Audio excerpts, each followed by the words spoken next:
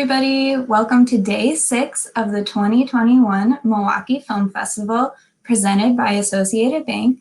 My name is Kirsten and I'm the programming director at Milwaukee Film, and this is the Nightcap presented by the Yabuki Family Foundation. Don't forget to cast your vote for the Alan H. Budd and Suzanne L. Selig Audience Award.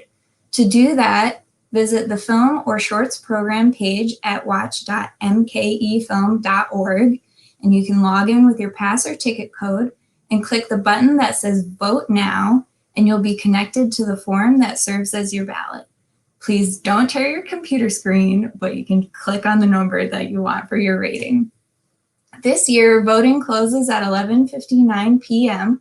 on May 19th, and our awards will be announced at a live virtual ceremony on closing night of the festival at 7 p.m. You can tune in to see if any of your favorite films won. As you've seen, we have a double up challenge happening thanks to the generosity of Susan and Bob Mickley. If we raise $50,000 during the festival, they will double it. Text double up to 44321 or go to mkefilm.org/donate. Or you can go to mkefilm.org/members to become a member and help us meet our goal.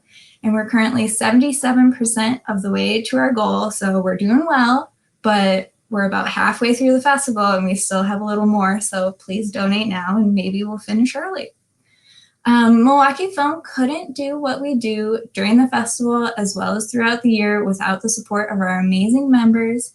Members get access to free films throughout the year, discounts on tickets, passes, and more, and our members keep the nonprofit Milwaukee Film going.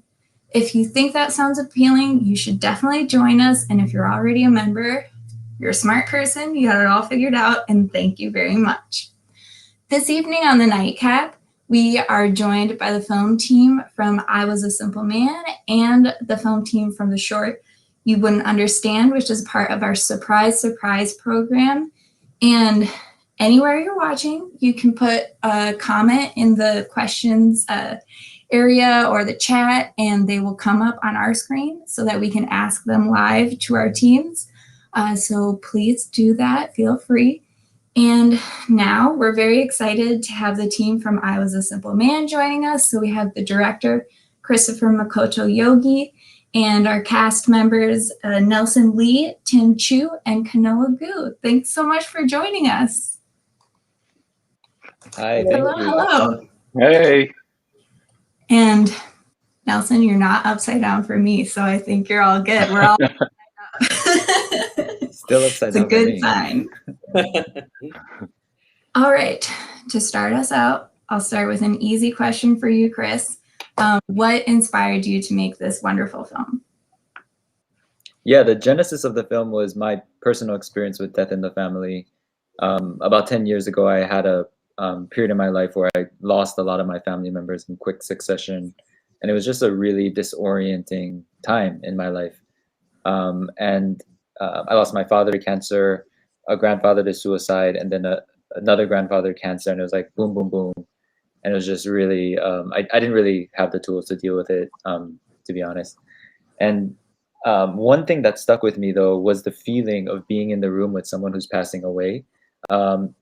For example, like when my grandfather was passing away, it was like he was talking to people who weren't there. He was saying phrases in Japanese I didn't understand.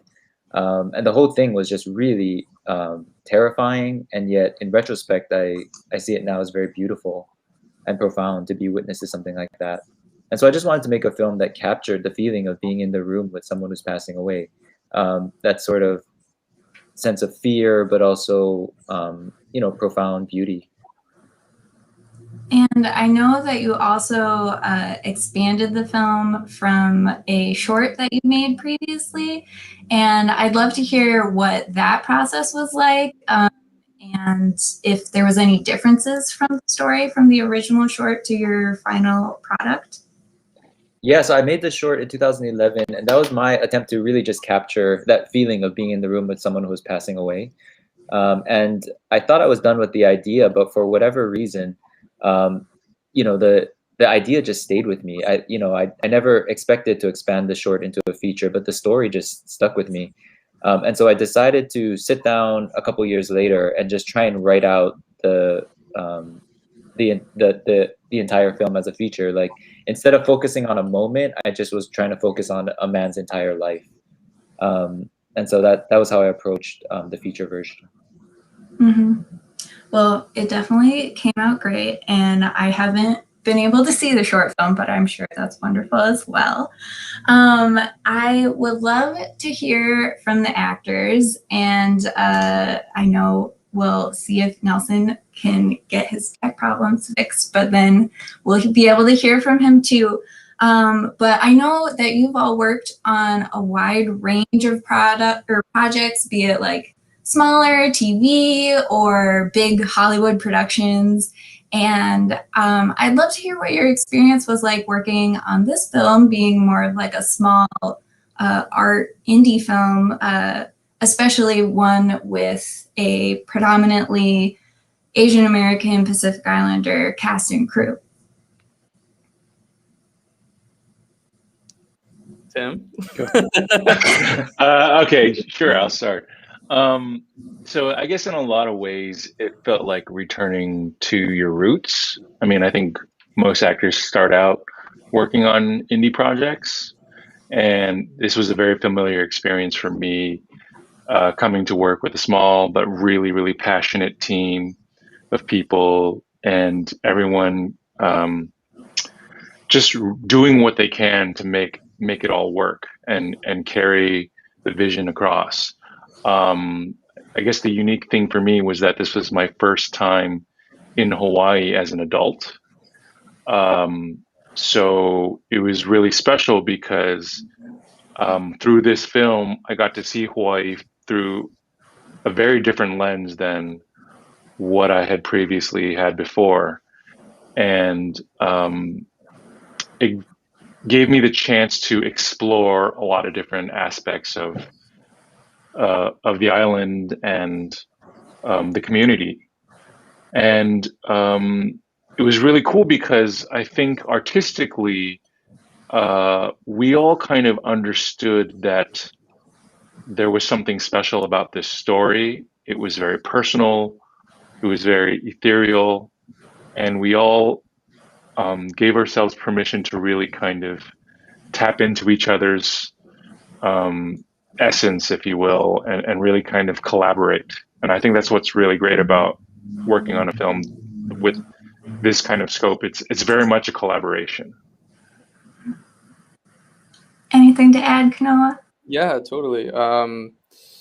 Similarly to Tim, it felt familiar in terms of an indie production and it feeling intimate in that way. But I think this particular experience felt probably the most personal, the most close to like my heart, and sort of I'm from Hawaii, so I was going home to do this, yet it was in a different part of the island than I grew up on, so it still felt like its own unique experience, which was cool to have both, to feel very much at home and comfortable on the island, but then sort of removed from what I know to be home. And for my particular character, that also falls right in line. So, and then, yeah, I just, to echo what Tim's saying, just that the actual doing of it, it's a very quiet movie. And that was probably, I don't think I've ever maybe done something where it's just a lot of just existing on camera, and that can be challenging, but I think it was such a rewarding, meaningful experience, because I think once we all I think it was a bit of magic of all of us coming to this project and it all coming to us, and us having a sort of kindred spirit in terms of the type of people we are and how we were able to all kind of surrender into this way of creating together, led by Chris. And so it felt just like a bit of surrendering and just trusting and kind of giving over to this experience, and just like trusting and seeing what happened. And so Yeah.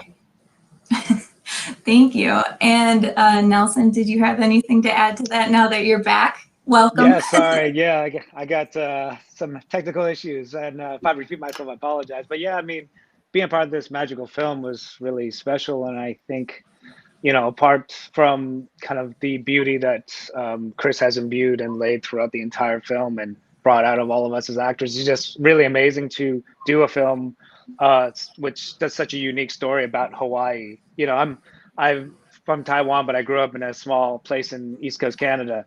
So, you know, stories about, you know, stories about Hawaii is something that I don't really know. We all know the tourist Hawaii. It's amazing to have this real, beautiful, grounded story of what it is to really come from this other part, this other story being told by these immigrants and people who live and help build Hawaii as we know it. And yeah, it's just really special, and you don't get to be a part of something. And like Kanoa said, I didn't hear what you said, Tim. I'm sorry. I was in the vapor. But you know, it's a wonderful thing to look around and see just fellow Asian actors and just human beings being a part and really having our story told without an asterisk next to it. Absolutely. And sort of what you mentioned about being able to do projects in Hawaii. Chris, I'd love to hear more about what the film industry in Hawaii is like these days, because I feel like it's fairly rare to see independent film coming out of Hawaii, but you see so many like huge blockbusters like Jurassic Park films and things like that. And yeah, I'd love to hear more your perspective on the industry. Yeah, I mean, it was actually tough to make this film because so much of the infrastructure in Hawaii is either like big budget films, you know, $100 million films or TV shows, and then small, like, you know, under 100 grand films. And ours is kind of not exactly in the middle of those two, more on the lower side, but not micro budget. And so like my first film was like really small budget, you know what I mean? And so we were able to do that. And then finding a way to make this film that wasn't that small was tricky because there wasn't really an infrastructure. So we really had to, you know, credit to our producer Sarah. Like she was able to find a way to work with the unions to make sure that our crew came together. We got to choose the best crew, work with the people we wanted to. And the community really rallied behind the film because it was like a film that they wanted to see made. We had our AD. I remember telling, you know, he does like Magnum PI or whatever, and he was like telling me like he's so excited to come to work every day. You know, he was like so stoked because he was like the other work is so soul suck. He called it soul sucking. And here he got to like make something that he cared about. And so like that kind of spirit from the community was, I think, really what carried the film and how we were able to make it. That being said, you know, there's a really cool independent film community in Hawaii. You know, a lot of folks are younger and they're starting to make stuff. And so I think in the coming years, you're going to see more and more work coming out of the islands. You know, from Asian American filmmakers. It's like the work of Native Hawaiian filmmakers is like incredible, and I really suggest that folks like kind of search that out. There's actually a Criterion Channel collection right now on Hawaii film, and you can watch a bunch of shorts made by like Kanaka filmmakers, and it's amazing. And I think folks should go watch that. So there's a cool community, and fingers crossed, like you'll be seeing more and more in the coming years. That is a great recommendation, and everyone should check it out after the festival is over. But definitely, I want to watch that. So I've already seen. Yeah, watch this festival first. Yes. So another thing I'd love to hear about is obviously this movie, I Was a Simple Man, has a lot to do with memory and reflecting on your life. But you've also talked about memory in your short film. Occasionally I saw glimpses of Hawaii and sort of how the film industry represents the island of Hawaii and how that shapes how people think of the place. And I was wondering how you use your own films to authentically present the island and its past. Obviously, this movie spans a long amount of time, and just how you strive to do so responsibly to be able to shape the way people view the place.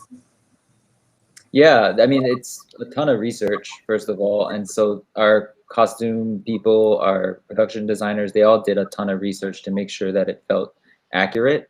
But from the feeling side of it, a lot of it was just internal. Like, does it feel honest to my experience? Like, does this, and especially if I'm working with, let's just say we're working with actors, and it's like the performance, like, does this feel like a person who has lived here, you know? And it's not really anything that you can like sort of construct in like an outward way, because you know Hawaii is such a diverse place with so many like diverse cultures and people. It was really more just a feeling or a vibe or a spirit, and really I'm just checking in with myself at all times, trying to figure out, does this feel, or trying to just see, does this feel honest to my experience? Does this feel honest to my memory? Does this feel honest, you know, to just life, you know, being human?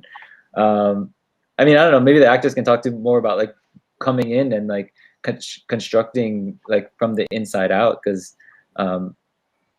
you know, there's like a trying to construct something that's honest and being what's the word, just being responsible in that way. But then also, you know, you don't want to make it like you don't want to make it like you're like sorry, my brain is turning off, like you're like doing like a what's the word, like when you're mimicking how local people talk, or mimicking like how local people act, you know? Yeah. Yeah, any thoughts on the actors? So I'll start, because I had a challenge because I had to portray the younger version of our main actor, Steve. So I was a little bit stressed because, you know, Steve is a native Hawaiian, and I wanted to. I thought, okay, I have to portray him in his most Hawaiian self, you know, as a younger man. And I thought, okay, well, I have a huge responsibility to make sure that this is authentic.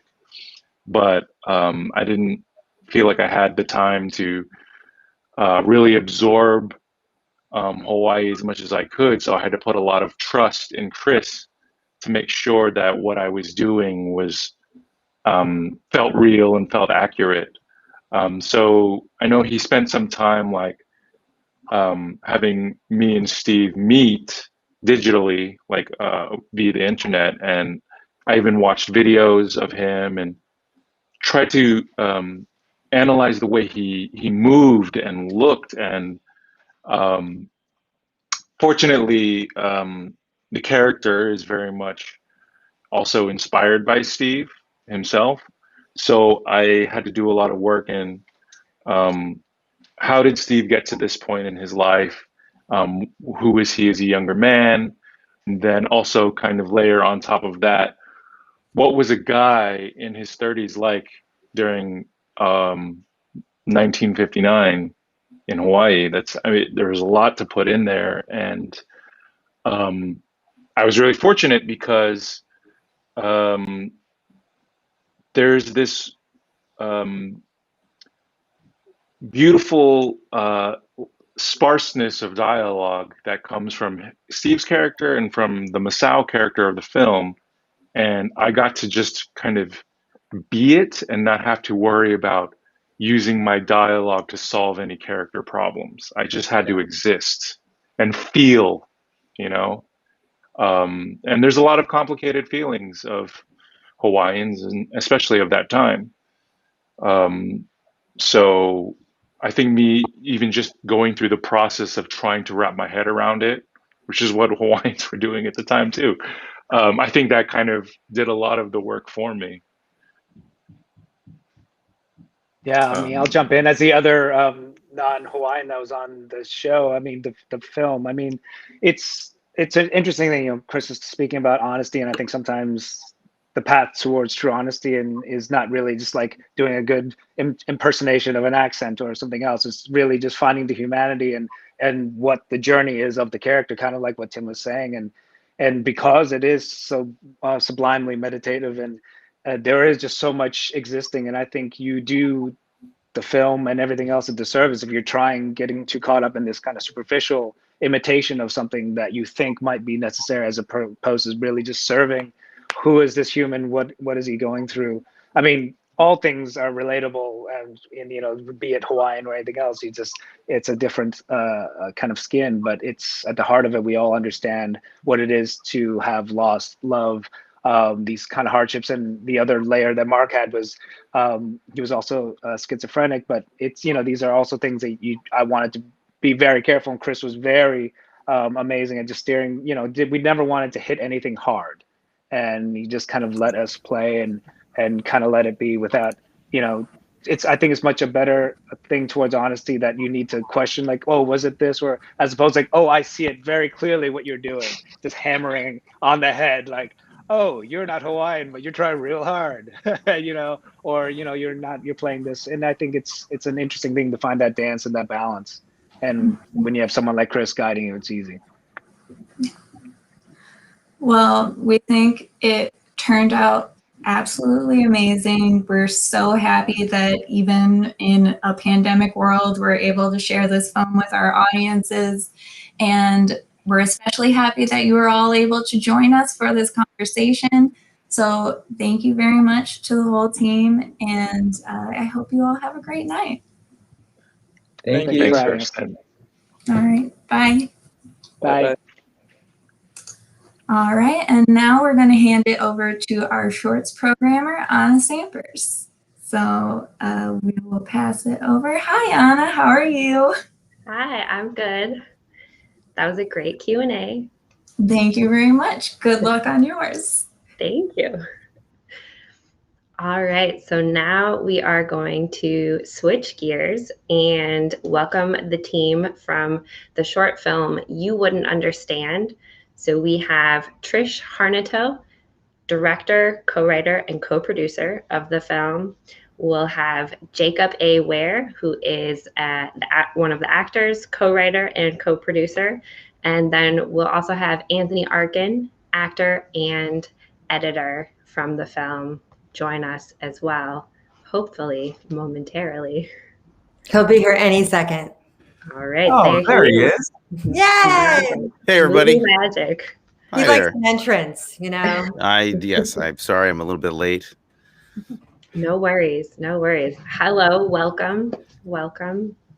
Thank you so much. Yeah, we're so glad to be here. We're excited Great for to the be here. festival. Yeah, we're so happy to have you. I want to kick things off and have you talk about where the inspiration for this amazing, zany, wonderful short film came from. You know, we often like sit around and try to figure that out ourselves, but it was like an amalgamation of many years. The three of us have been like making movies together, short films for, you know, almost 10 years. And when we started working on this film, which was now about 1.5 years ago, how long ago? Like, I don't know when the very first spark came, but it kind of like built itself through lots of conversation and talking about moments and many sessions together. I think that we started with a couple ideas for like long shots and a couple of tonal choices we knew we wanted to have. And I remember very well us sitting down with Tony, right, at a taco place talking about like the rules of how we would break the kind of genre halfway through and how that went. And that was this was all pre-script, by the way. Mm-hmm. So that was the very beginning. And then Jacob and I wrote the script and we all kind of problem solved together and went to work on it. Yeah. Can you talk a little bit about what the script writing process was like? Were there 20 drafts? Did it pour out all at once? No, I think, oh man, I think it came out pretty easily. Sorry, we have some trucks outside. No, that's fine. No, I think like once we started writing it, it came pretty easily. And then, we had a couple work sessions, and I think probably it was like 2 drafts, 3 drafts, maybe. Yeah. I mean, but of course everything changed slightly once we got into talking about production, I think, but yeah, I think the first draft came fast, and then, just kind of got better and better up until we went to make it. And then even making it, changed it slightly in the ways that, making anything on location somewhere does, right? Mm-hmm. Yeah. Yeah. Well, it seems, talking about the location, in watching it, it seems like a fairly simple setup. You have one location.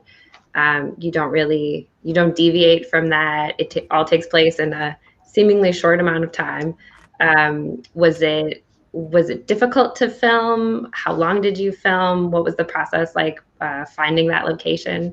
Well, one of the hardest things for me, Tony, I don't even know if you remember this, was trying to find the fucking Lincoln Tunnel that day to get to New Jersey to drive up to Wanda. It's always the hardest part of it. That took an hour. And once we found the Lincoln Tunnel entrance, we were uphill from there. Yeah. Everything was easy after that. No, it's funny. We were location scouting for a while. Anthony had taken us up to Westchester to look at a couple places that were early. We knew we needed certain things, right? A long field. That shot was always something that we built the show around, is being able to do that. And so we thought for a while we had our spot. Tony, where was that again? Oh, there were a couple places. There was one up, I think it was Rockefeller Park. Oh, yeah.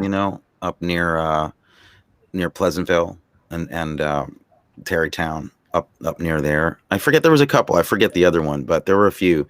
But they were all. It was such a specific. Had such specific needs visually, and trying to match that to production, to any kind of ease of production was tough, because we knew we needed some kind of home base, and these other places we were looking at were all in parks and really far away from anything, and so. What they found was amazing. When they showed me the pictures and of what they were able to get, I just couldn't believe what they had done. Yeah, so we found this place that was like right on the border of New York and New Jersey, Wantage. Mm-hmm. Very few people live there, with the exception of notably. Our colorist was. We're really setting this up for a big punchline. It's not a big thing, but it was so wonderful. He was like, wait. He was like, where is this? He's like, I know that road. Where did you do this? And like he was like one of 3,400 people that grew up in that town. It was wow. That's crazy. What a small world. Great. Can you talk a little bit about choosing the outfits for each character, or the outfit for each character? It seems very specific. Absolutely. Well, I mean, I think that we wanted this real kind of angelic vibe to the day and the picnic. And so Jake and I talked a lot about it, like the color palette, right? And wanting them all to be like in whites and tonal whites, and like have it just pop from wherever we were. And we knew that Anthony's character, Man, would perhaps be a little more of a conservative look. I believe, don't you still have that sweater, right? I do. It came in handy during lockdown. Yeah, it looked like a very comfortable sweater. It was very comfortable. It's great, and those pants. I mean, they're great pants too. The whole thing, really. I'm not gonna say whether I kept those or not. But we really did so much of this collectively, as and when Jacob and I were searching for his attire, we came across that kind of steampunk looking, that was not always what we wanted him to be in. We thought it would kind of be a little bit of a similar situation, just this guy, but it really did elevate it to another space, and I think kind of complemented, the sort of twists that the film takes to have something pop like that. Yeah, definitely. Yeah, it's so specific, and it really like lends that kind of feel of, oh, there's something more going on here. There's something more with this character. The outfit tells me so. Yes. And so talking a little bit about the tone, that the film hits. It shifts so well between kind of silly at the start, and then as I was watching, Jacob, when your character first comes in, you get that like kind of trust me, but I'm also like I could eat your head, bite your head off. You have that look down so well that immediately it goes from kind of silly and what's this going to be to, oh, this could get very sinister very quickly and turn out really bad for these characters. Can you talk about, was it difficult to sort of walk that line, set up that tone? What was that process like? You know what? I think that's a space we kind of like, the three of us have been working together for so long. That's a space that we really love playing in, the kind of like nebulous coming in and out of like a genre or a tone and kind of like walking that line. So I feel like we're all pretty well versed in like maneuvering through it, and having Trish directing us in such a way, like these like slight moments of, you're following your instincts, and Trish will come up with a brilliant moment and be like, "What? No, pivot. Just try thinking about it this way." And you're like, "Oh my gosh, that is genius." Well, I think, yeah, we were always trying to match these genres, and I mean, absolutely the way that Anthony edited, I mean, because not only is he in the film, but he was the editor of the film, and like we would all talk for hours about building tension, and I'll let him speak to that, but like and how you do that, and how, so the dialogue can be doing one thing, but the visual world that we're creating and the pacing of that can be doing something else. And I think it's like when those two things kind of work in contrast to each other that we would get really excited. Would you agree? I would, for sure. Yeah. Well, I was talking to you, so good. Okay, good. I didn't think you were asking anyone who hadn't been there, but yes, I can. Yes. Yeah. I mean, it was a. I don't know. I mean, we said, like Jacob said, we've been working together for so long that there's a little bit of a shorthand by now. We've also seen or been involved in a lot of other projects that weren't Steel Drum and Space, because as Steel Drum and Space, I thought you were going to say that weren't successful. No, although that is true.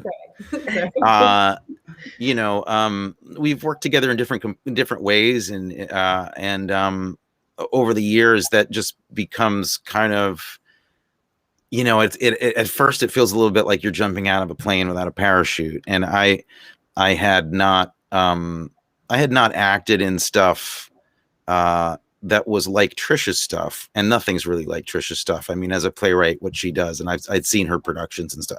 I could not crack the code as an actor for a really long time, and that was because I was too in my head about it for this kind of work. And there's something about just kind of getting a note from her, which is always enthusiastic, and it's initially a big surprise because it's kind of counter to some kind of internal actor logic that you think is important, and then you try the note and you're just liberated by it. And the minute you do that, it's really easy to just go, sure, whatever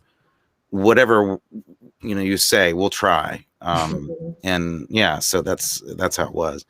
But that's really kind of how it's been from the beginning. I mean, we kind of started in the deep end a bit with our first film 10 years ago. And that was a pretty extensive project for our first thing together. And it was just such a happy time that it just became shorthand, So now there's a lot of trust in the room, and it's just kind of fun, like literally just fun. Yeah, I feel like that comes across on screen, that there's like, you can feel that shorthand behind the camera. Cool. That's cool. Yeah.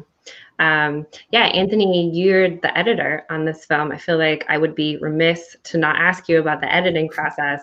The premise is so absurd, but from the very first moment, the pacing, everything, kind of the audience hops on for this ride and they're happy to go along, Yeah.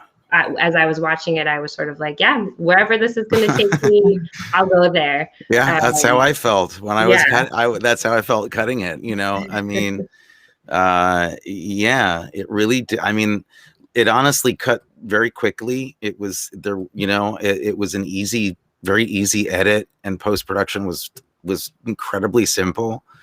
I think partly because, you know, as an editor, it's weird to be on the set every day because I was in it, but I was also like really aware of what they were looking for as writers from the very beginning. So I think the first cut was pretty close to, you know, I remember Jake and I watching it being just blown away and so excited. Yeah. But again, you know, the conversation is really good for that kind of thing that we have. We've developed that shorthand also, where, you know, they'll give you three visual ideas or three things that they really want that are inspiring. They're not even logical. They're just what they're inspired by.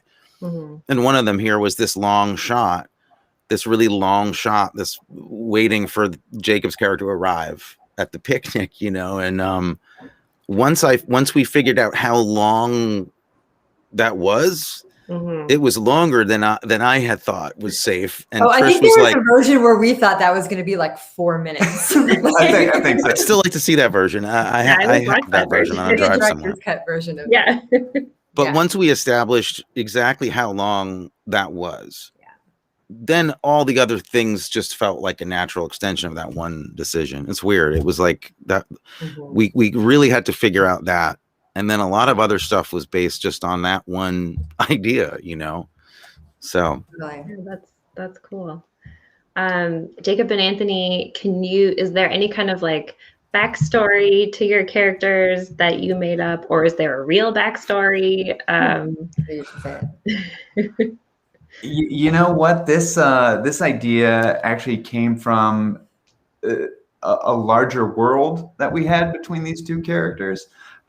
We actually did a sketch how many years ago? Like 5 or 6 or 7 or something. Five to 8 years ago.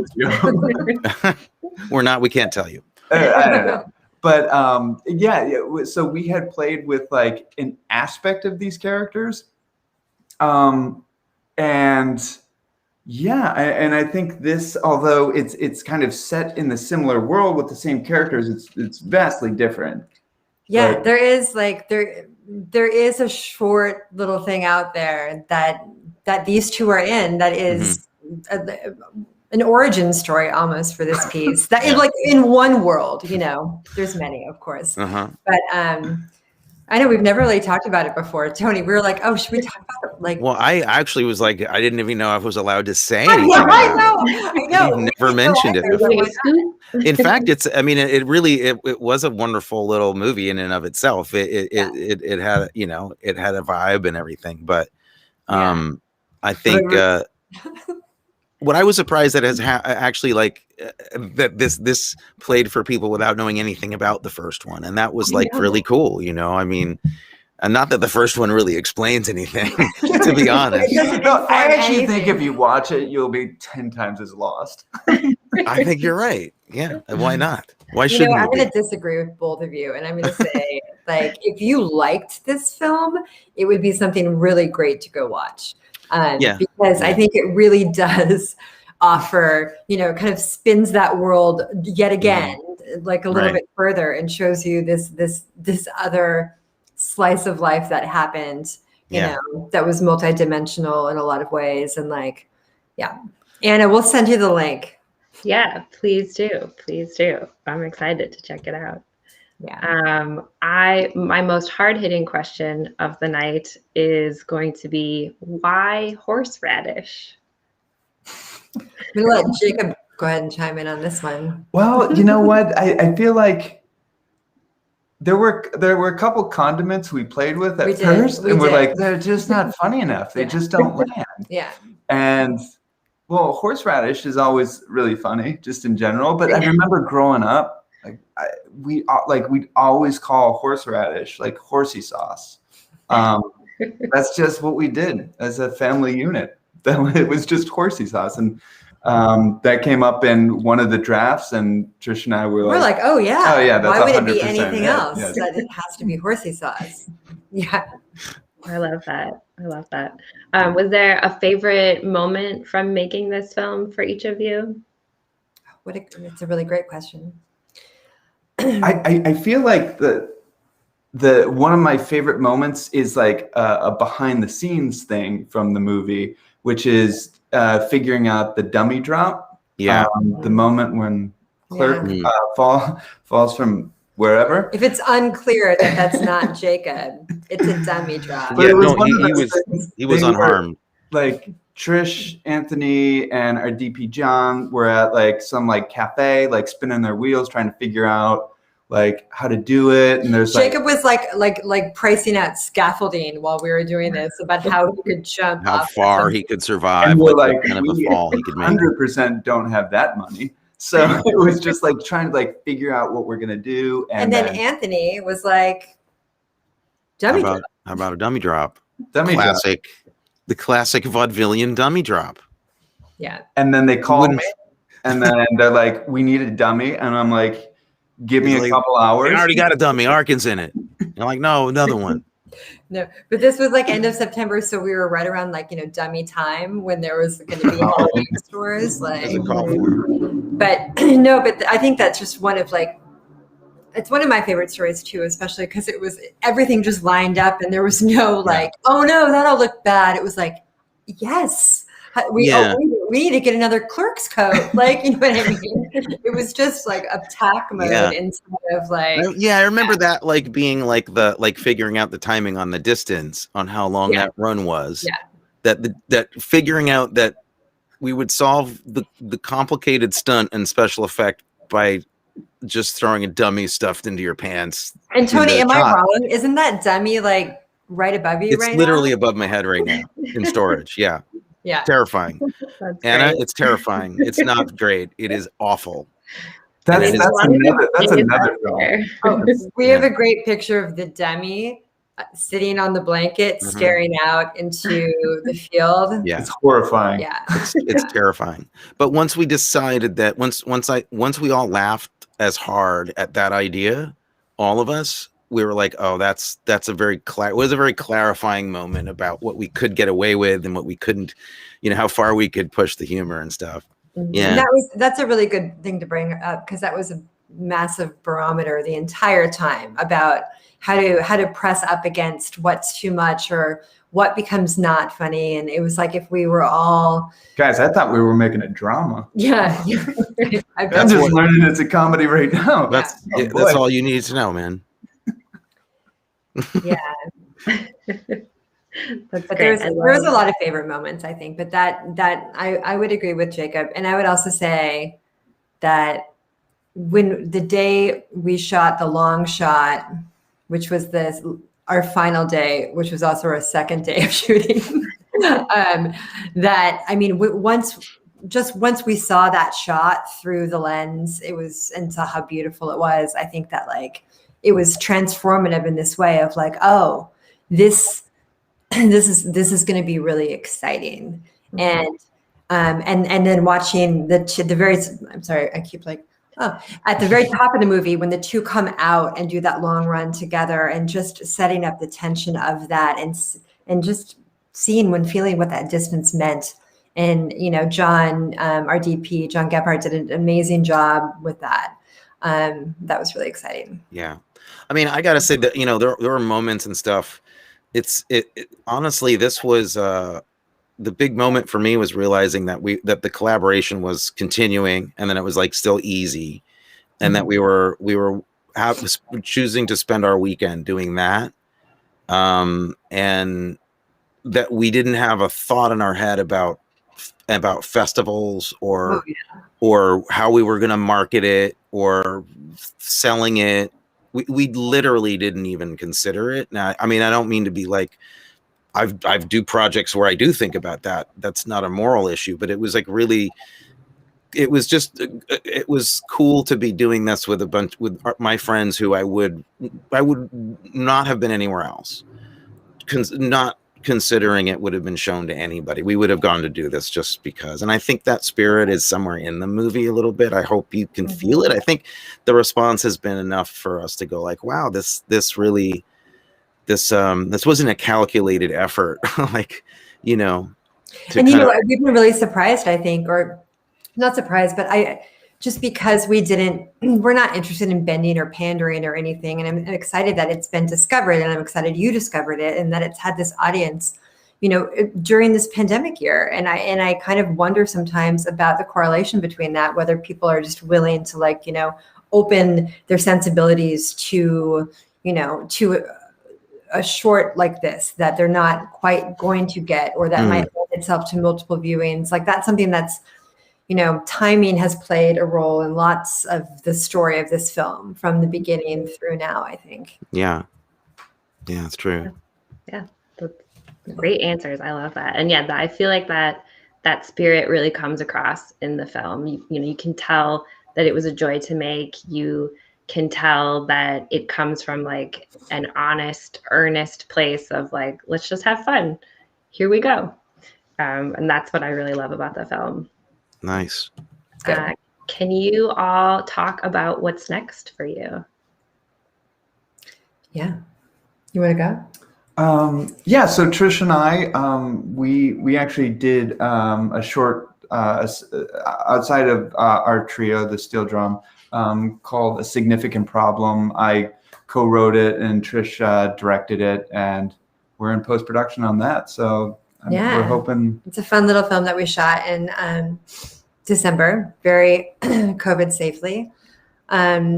And then these two are both, I'll work with them forever till my dying day, in a podcast that we spent the last kind of 8 months recording with Playwrights Horizons. That's like a 6-part series about the comeback of the cruise ship industry, fictional, dark comedy. They're wonderful in it. I'm what am I doing? I don't know what I'm doing. No, I just finished a feature that I wrote and directed a while ago, and I'm just finishing up. And we just kind of went to festival when COVID hit, so we're kind of trying to make our way through that. It's a kind of a sci-fi thriller. It's not a comedy, called Sender. And it looks like we have a deal, but I can't. I wish I could say anything. We'll hear soon, but we hope everyone can see Sender because it's amazing and it's so beautiful. It's a great movie. Thank you, Trish. And so you're doing that, and I'm doing a couple of podcasts. One with my brother, which we weathered the pandemic doing together, called The Arkin Brothers Talk About Movies, which is, as I've said before, a cooking show, and. I do a show called Rated P for Paranormal with my friend Maddie Blake, and that's about paranormal in pop culture and movies, and so we talk about those films. And that's what I've been doing lately. Awesome. That all sounds amazing. I can't wait to listen, to watch, to check it out everywhere. Thank you all so much for joining me. It was a pleasure to talk to you, and we're so thrilled to have the film in the festival. Thank you, Anna. Thank you so much. And thank you, Kenton. Yes, and thanks to interpreters. Thank you. Yeah, thank you to the interpreter. Thank you all for tuning in. Please remember to vote for your favorite films, and I hope you enjoy the rest of the 2021 Milwaukee Film Festival. Good night.